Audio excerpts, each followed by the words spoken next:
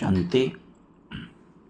प्यारे बाबा की याद में आज हम 29 अगस्त की मुरली सुनेंगे। आज बाबा ने मुरली का सार सुनाया कि तुम यहाँ पढ़ने के लिए आए हो, तुम्हें आंखें बंद करने की दरकार नहीं।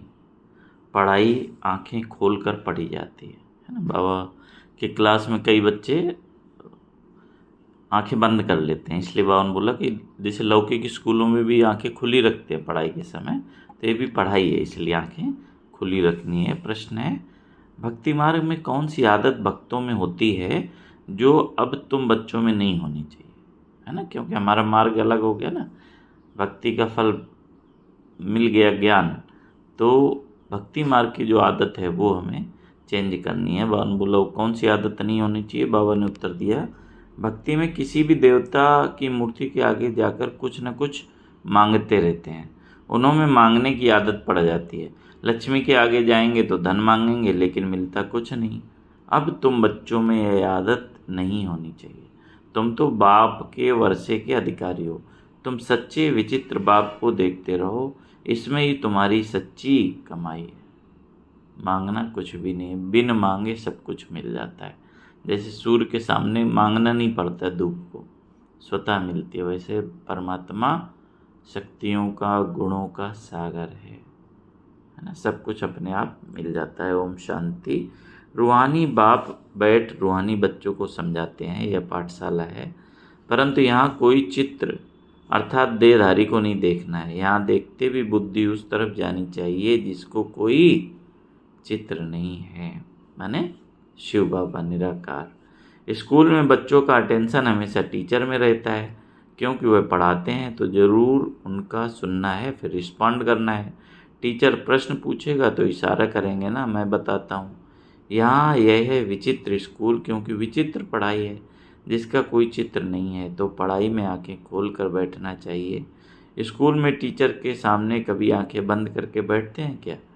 भक्ति मार्ग में हिरे हुए हैं, आंखें बंद कर माला जपना आदि साधु लोग भी आंखें बंद करके बैठते हैं। वह तो स्त्री को देखते भी नहीं है कि कहाँ मन चलायमान ना हो जाए, परंतु आजकल ज़माना है तमो प्रधान। बाप तुम बच्चों को समझाते हैं, यहाँ तुम बल देखते हो शरीर को, परंतु बुद्धि उस विचित्र को याद करने में रहती है। इसलिए बाबा देखते हुए न देखना, सुनते हुए न सुनना, ऐसी प्रैक्टिस करा देते हैं। बाबा ने कहा, ऐसा कोई साधु संत नहीं होगा जो शरीर को देखते याद उस विचित्र को करे। तुम जानते हो इस रथ में वह बाबा हमको पढ़ाते हैं, वह बोलते हैं, करती तो सब कुछ आत्मा ही है, शरीर तो कुछ नहीं करता, आत्मा सुनती है। रूहानी ज्ञान व जिस्मानी ज्ञान सुनती सुनाती कौन है? आत्मा ही है। आत्मा ही जिस्मानी टीचर बनती है। शरीर द्वारा जिस्मानी पढ़ाई पढ़ते हैं, वह भी आत्मा ही पढ़ती है। संस्कार अच्छे व बुरे आत्मा ही धारण करती है, शरीर तो राख हो जाता है, यह भी कोई मनुष्य नहीं जानते। उन्हों को देह अभिमान रहता है कि मैं फलाना हूँ, मैं प्राइम मिनिस्टर हूँ। ऐसे नहीं कहेंगे कि हम आत्मा ने यह प्राइम मिनिस्टर का शरीर लिया है। यह भी तुम समझते हो, सब कुछ आत्मा ही करती है। आत्मा अविनाशी है, सिर्फ शरीर यहाँ पार्ट बजाने के लिए मिला है। इसमें अगर आत्मा न होती तो शरीर कुछ कर ना सके। आत्मा शरीर से निकल जाती है तो जैसे एक लोथ पड़ा रहता है। आत्मा को इन आँखों से देख नहीं सकते, वह तो सूक्ष्म है। तो बाप कहते हैं, बुद्धि से बाप को याद करो, तुमको बुद्धि है। हमको शिव बाबा पढ़ाते हैं इन द्वारा, माने ब्रह्मा द्वारा बाबा पढ़ा रहे हैं। इस स्मृति से ज्ञान को सुनना है। ये भी सूक्ष्म समझने की बातें हैं। कई तो अच्छी रीत समझते हैं, कई तो जरा भी नहीं समझते हैं। है भी सिर्फ यह बात, अल्फ माना भगवान बाबा। सिर्फ भगवान व ईश्वर कहने से वह बाप का संबंध नहीं रहता। इस समय सब पत्थर बुद्धि हैं, क्योंकि रचयिता बाप और रचना के आदि मध्य अंत को नहीं जानते। यह वर्ल्ड की हिस्ट्री ज्योग्राफी रिपीट होती रहती है। अभी संगम युग है, ये किसको पता नहीं है। तुम समझते हो, आगे हम भी नहीं जानते थे। बाबा अभी तुम्हें यहाँ ज्ञान से श्रृंगारते हैं, फिर यहाँ से बाहर जाते हो तो माया धूल में लथेड़ ज्ञान श्रृंगार बिगाड़ देती है। बाप श्रृंगार तो करते हैं, परंतु अपना पुरुषार्थ भी करना चाहिए। अपना पुरुषार्थ क्या करेंगे? बाबा ने जो श्रृंगार किया उसको बचाने का तो पुरुषार्थ करना है।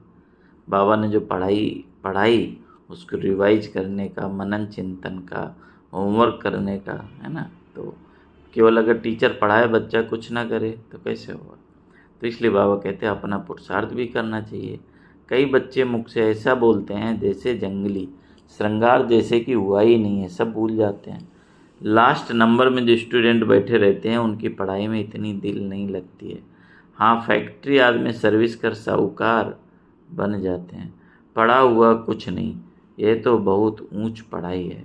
पढ़ाई बगैर तो भविष्य पद मिल नहीं सकता। यहाँ तुमको फैक्ट्री आदि में बैठकर कोई काम नहीं करना है जिससे धनवान बनना है। यह तो सब कुछ खलास होना है। साथ में चलेगी सिर्फ क्या चलेगा? अविनाशी कमाई। तुमको मालूम है मनुष्य मरते हैं तो खाली हाथ साथ जाते हैं, साथ में कुछ भी नहीं ले जाते। तुम्हारे हाथ भरतू जाएंगे। इसको कहा जाता है कौन सी कमाई? सच्ची कमाई। यह सच्ची कमाई तुम्हारी होती है। कितने जन्मों के लिए? 21 जन्मों के लिए। बेहद का बाप ही सच्ची कमाई कराते हैं। तुम बच्चे देखते हो इस चित्र को, परंतु याद करते हो विचित्र बाप को। किस चित्र को देखते हो? ब्रह्मा के शरीर को।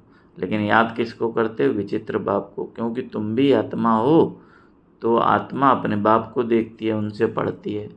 आत्मा को और परमात्मा को तुम देखते नहीं हो, परंतु बुद्धि से जानते हो। क्या जानते हो? कि हम आत्मा विनाशी हैं, ये शरीर विनाशी है। ये बाप भी बल सामने तुम बच्चों को देखते हैं, परंतु बुद्धि में है कि आत्माओं को समझाते हैं।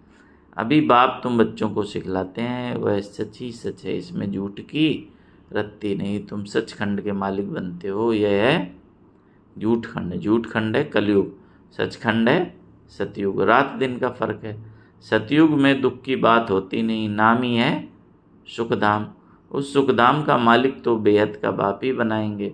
उनका कोई चित्र नहीं है और सबके चित्र हैं। उनकी आत्मा का नाम फिरता है क्या?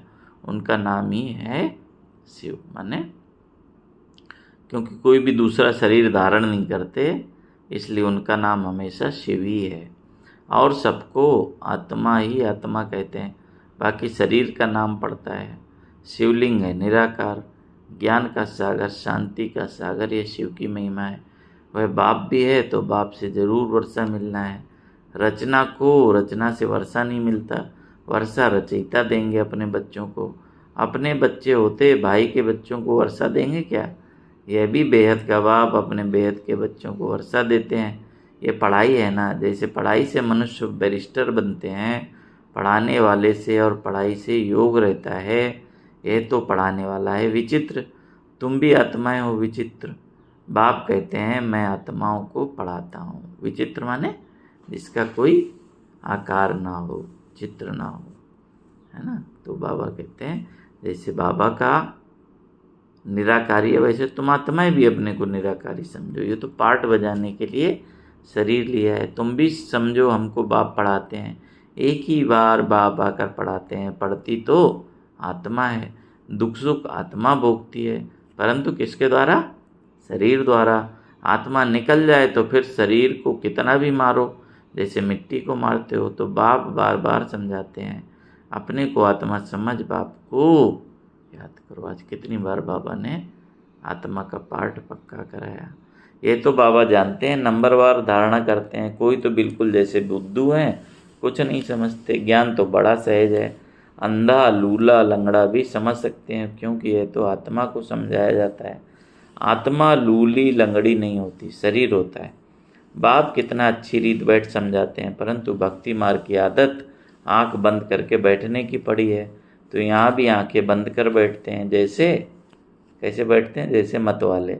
बाप कहते हैं आंखें बंद ना करो, सामने देखते हुए भी बुद्धि से बाप को याद करो, तभी विकर्म विनाश होंगे। कितना सहज है। फिर भी कहते बाबा हम याद नहीं कर सकते। अरे लौकिक बाप जिससे हाथ का वर्षा मिलता है, उनको तो मरने तक भी याद करते, और यह तो सब आत्माओं का बेहद का बाप है, उसको तुम याद नहीं कर सकते हो। जिस बाप को बुलाते भी हैं ओ गॉडफादर गाइड मी, वास्तव में ये कहना भी रॉन्ग है। बाप सिर्फ एक का तो गाइड नहीं है, वह तो बेहद का गाइड है। एक को थोड़ी लिबरेट करेंगे। बाप कहते हैं मैं सबकी आकर सदगति करता हूँ, मैं आया ही हूँ सबको शांति धाम भेजने, यहाँ मांगने की दरकार नहीं। बेहद का बाप है ना, वह तो हद में आकर मीमी करते रहते हैं, हे परमात्मा मुझे सुख दो, दुख मिटाओ, है ना। हम पापी हैं, आप रहम करो। बाप कहते हैं मैं बेहद की पुरानी दुनिया को नया बनाने आया हूँ। नई सृष्टि में कौन रहते हैं? देवताएं रहते हैं। मैं हर 5,000 वर्ष बाद आता हूँ, जबकि तुम पूरे पतित बन जाते हो। ये है ही आसुरी संप्रदाय। सदगुरु तो एक ही है, सच बोलने वाला। वही बाप भी है, टीचर भी है, सदगुरु भी है। बाप कहते हैं ये माताएं ही स्वर्ग का द्वार खोलने वाली हैं। लिखा हुआ भी है गेटवे टू हेवन, माने स्वर्ग का दरवाज़ा किसके द्वारा? माताओं द्वारा। इसलिए गायन है वंदे मातरम। परंतु यह भी मनुष्य समझ थोड़ी सकते हैं, नर्क में पड़े हैं तब तो बुलाते हैं। अब बाबा तुमको स्वर्ग में जाने का रास्ता बताते हैं। बाप कहते हैं मैं आया ही हूँ पतितों को पावन बनाने और वापस ले जाने। अब अपने को आत्मा समझ बाप को याद करो तो तुम्हारे पाप कट जाएंगे। सबको एक ही बात सुनाओ। कौन सी बात सुनानी है? कि बाप कहते हैं माया जीत जगत जीत बनो। मैं तुम सबको जगत का मालिक बनाने का रास्ता बताता हूँ। फिर लक्ष्मी की दीप माला पर पूजा करते हैं, उससे धन मांगते हैं। ऐसे नहीं कहते हेल्थ अच्छी करो, आयु बड़ी करो। तुम तो बाप से वर्षा लेते हो, आयु कितनी बड़ी हो जाती है। अभी हेल्थ, वेल्थ, हैप्पीनेस सब देते हैं, माने जीवन में जो चाहिए, अच्छा स्वास्थ्य, अच्छा धन, खुशी, सब कुछ मिलता है। वह तो लक्ष्मी से सिर्फ ठिकरियाँ मांगते हैं, वह भी मिलती थोड़ी हैं। ये एक आदत पड़ गई है, देवताओं के आगे जाएंगे भीख मांगने।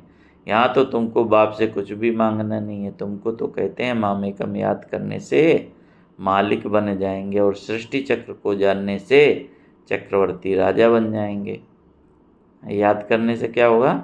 मालिक बन जाएंगे, और सृष्टि चक्र को जानने से चक्रवर्ती राजा बन जाएंगे। दैवी गुण भी धारण करने हैं, इसमें कुछ बोलने की दरकार नहीं रहती, जबकि बाप से स्वर्ग का वर्षा मिलता है। अभी तुम इनकी पूजा करेंगे क्या? तुम जानते हो हम खुद ही ये बनते हैं, फिर इन 5 तत्वों की क्या पूजा करेंगे? हमको विश्व की बादशाही मिलती है तो ये क्या करेंगे? अभी तुम मंदिर आदि में नहीं जाएंगे। बाप कहते हैं सब भक्ति मार्ग की सामग्री है, ज्ञान में तो है एक अक्षर। कौन सा? मामेकम याद करो, सिर्फ मुझे याद करो। बस याद से तुम्हारे पाप कट जाएंगे, सतो प्रधान बन जाएंगे। तुम ही सर्वगुण संपन्न थे, फिर बनना पड़े ये भी समझते नहीं। पत्थर बुद्धियों से बाप को कितना माथा मारना पड़ता है, यह निश्चय होना चाहिए। ये बातें कोई भी साधु संत बता न सके सिवाय एक बाप के। ये कोई ईश्वर थोड़ी है, ये तो बहुत जन्मों के अंत में। किसके लिए कह रहे बाबा? ब्रह्मा बाबा के लिए। मैं प्रवेश ही इनमें करता हूँ जिसने पूरे 84 जन्म लिए हैं। गावड़े का छोरा था, फिर श्याम सुंदर बनते हैं। ये तो पूरा गावड़े का छोरा था, फिर जब कुछ साधारण बना तो बाबा ने प्रवेश किया, क्योंकि इतनी भट्टी बननी थी। इन्हों को खिलाएंगे कौन, तो जरूर साधारण भी चाहिए। यह सब समझने की बातें हैं। बाप खुद कहते हैं मैं इनके बहुत जन्मों के अंत में प्रवेश करता हूँ। जो सबसे पतित बना है फिर वही पावन बनेंगे। 84 जन्म इसने लिए हैं, तत्वम माने तुमने भी लिए हैं। एक तो नहीं, बहुत है ना। सूर्यवंशी चंद्रवंशी बनने वाले ही यहाँ आते हैं, नंबरवार पुरुषार्थ अनुसार, बाकी ठहर नहीं सकेंगे। देरी से आने वाले ज्ञान भी थोड़ा सुनेंगे, फिर देरी से ही आएंगे। माने जो लास्ट में आए, फिर जो थोड़ा सुना तो फिर बाद में ही आएंगे। अच्छा, मीठे मीठे शिकलदे बच्चों प्रति माता पिता बाप दादा का याद प्यार और गुड मॉर्निंग। रूहानी बाप की रूहानी बच्चों को नमस्ते। हम रूहानी बच्चों की रूहानी बाप दादा को याद प्यार, गुड मॉर्निंग, नमस्ते बाबा, नमस्ते। आज की मुरली से धारणा के लिए मुख्य सार है, बाप जो ज्ञान श्रृंगार करते हैं उसे कायम रखने का पुरुषार्थ करना है। माना मुरली सुनी बाबा ने सजाया तो वो श्रृंगार बाबा ने जो किया उसको ही धारण किए रहना है। बाबा ने उदाहरण दिया ना कि यहाँ से गए और फिर कड़ुआ बोल दिया तो क्या हो गया, श्रृंगार उतर गया। इसलिए बाबा ने कहा माया की धूल में ज्ञान श्रृंगार बिगाड़ना नहीं है, पढ़ाई अच्छी रीत पढ़कर अविनाशी कमाई करनी है। इस चित्र अर्थात देदारी को सामने देखते हुए बुद्धि से विचित्र बाप को याद करना है। जो दिखाई नहीं देता है उसका उससे योग। आत्मा भी दिखती नहीं, परमात्मा भी दिखता नहीं, तो आत्मा का परमात्मा से योग। आंखें बंद कर बैठने की ये आदत नहीं डालनी है ना, बाबा ने स्पष्ट मना किया है। आंखें खोल कर, जैसे पढ़ाई लौकिक करते हैं, आंखें खोल कर पढ़ाई करनी है। बेहद के बाप से कुछ भी मांगना नहीं है, क्योंकि दुनिया में मांगना भी नहीं आता ना। केवल लक्ष्मी से धन मांगते हैं, लेकिन अच्छा स्वास्थ्य भी चाहिए, लंबी आयु भी चाहिए, है ना, सुख भी चाहिए, वो उसकी आशा नहीं रखते। तो इसलिए बिन मांगे ही सब कुछ भरपूर हो जाता है ना। बच्चा छोटा होता है तो उसको पता भी नहीं होता है कि हमको क्या क्या लौकिक जीवन में आवश्यकता है, लेकिन उसका पिता पहले से पहले लाके सब कुछ रख देता है। तो ऐसे ही हमारा बेहद का बाप है, सब कुछ बिना मांगे दे देता है। आज की मुरली से वरदान है, समय के महत्व को जान, फास्ट सो फर्स्ट आने वाले तीव्र गति के पुरुषार्थी भव। फिर से सुनेंगे, समय के महत्व को जान, फास्ट सो फर्स्ट आने वाले तीव्र गति के पुरुषार्थी भव। अव्यक्त पार्ट में आई हुई आत्माओं को last so fast, fast so first आने का वरदान प्राप्त है। तो समय के महत्व को जान, मिले हुए वरदान को स्वरूप में लाओ। यह अव्यक्त पालना सहज ही वरदानी बनाने वाली है, इसलिए जितना आगे बढ़ना चाहो बढ़ सकते हो। माने अभी जो समय चल रहा है उसको वरदान मिला हुआ है, फास्ट लास्ट सो फास्ट और फास्ट सो फर्स्ट। यह अव्यक्त पालना सहज ही शक्तिशाली बनाने वाली है, इसलिए जितना आगे बढ़ना चाहो बढ़ सकते हो। बाप दादा और निमित्त आत्माओं की सर्व के प्रति सदा आगे उड़ने की दुआएं होने के कारण तीव्र गति के पुरुषार्थ का भाग्य सहज मिला हुआ है ना। अभी अव्यक्त माने ब्रह्मा बाबा की भी, निमित्त आत्माओं की भी दुआएं हैं, तो इसलिए तीव्र गति के पुरुषार्थ का भाग्य मिला हुआ है। स्लोगन है, निराकार सो साकार के महामंत्र की स्मृति से निरंतर योगी बनो। माने मैं निराकार आत्मा साकार तन का आधार लेकर पार्ट बजा रही हूँ, इस स्मृति से निरंतर योगी बनो। तो आज की मुरली का विशेष अटेंशन इस पढ़ाई के महत्व के ऊपर है, पढ़ाई की विधि के ऊपर है, अपने चाल चलन के ऊपर है।